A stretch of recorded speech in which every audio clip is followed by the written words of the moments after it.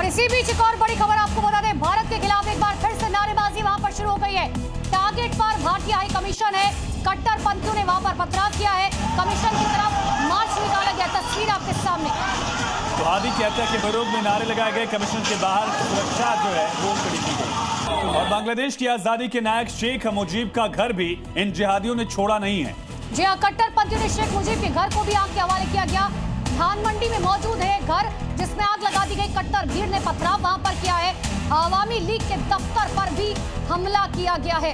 और 2024 के छात्र आंदोलन में भी इसी तरह से मुजीब की विरासत को खत्म किया गया था। एक बार फिर से देखिए, अंदर आग जल रही है और बाहर की दीवारों की एक एक ईंट को ये जिहादी तोड़ने की कोशिश कर रहे हैं। ये धान मंडी 32 का वो घर है जहां से शेख मुजीब की यादें जुड़ी हुई थी और पास में ही अवामी लीग का दफ्तर भी आग के हवाले कर दिया गया। और ये 6 तस्वीरें देखिए, हिंदू को जला दिया। शेख मुजीब का घर है, इंडियन हाई कमीशन और द डेली स्टार का ऑफिस।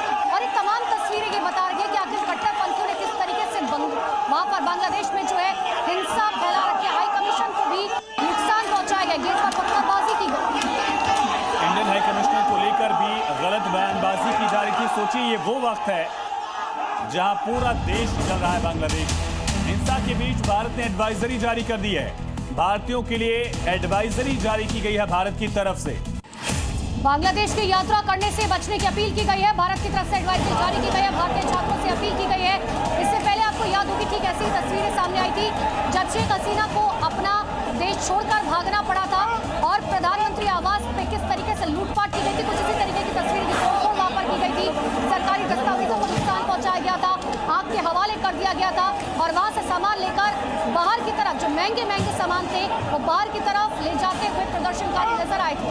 पूरी की पूरी बिल्डिंग पर कब्जा कर लिया गया है। दंगाइयों ने कब्जा कर लिया। जिहादी आगजनी कर रहे हैं। ये घर शेख मुजीब का था और इस घर में उनकी यादें रखी गई थी। तस्वीरें, मूर्तियां, जो कुछ भी था, हर सामान को आग के हवाले कर दिया गया था पहले ही। और जो बचा खुचा सामान भी था उसको भी जला दिया गया। तस्वीरें देखिए, सड़क पर आगजनी, घरों की तोड़फोड़, बिल्डिंगों में इसी तरह से आग फैलाई जा रही है।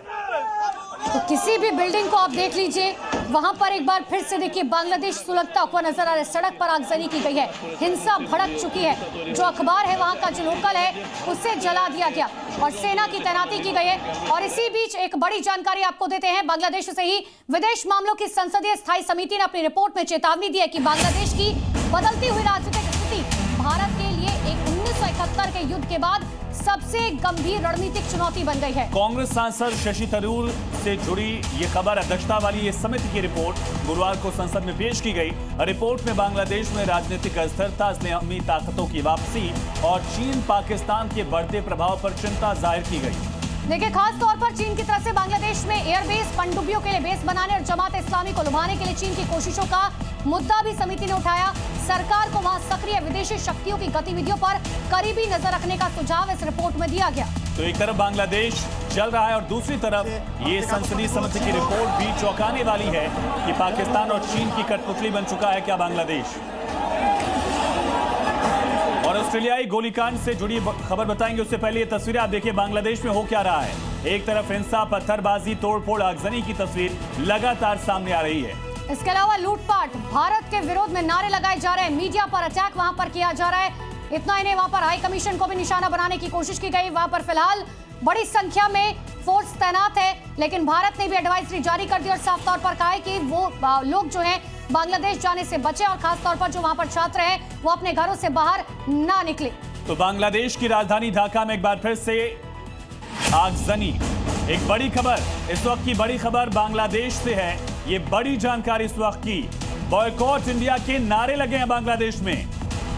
तो बड़ी जानकारी, भारत के खिलाफ जबरदस्त प्रोपेगेंडा वहां पर देखने को मिल रहा है। और ये पहली बार नहीं, आपको याद होगा पिछली बार जब छात्र आंदोलन हुआ था उस वक्त में बॉयकॉट इंडिया के नारे लगे थे। एक बार सुनिए किस तरीके से इंडिया के खिलाफ प्रोपेगेंडा फैलाया जा रहा है।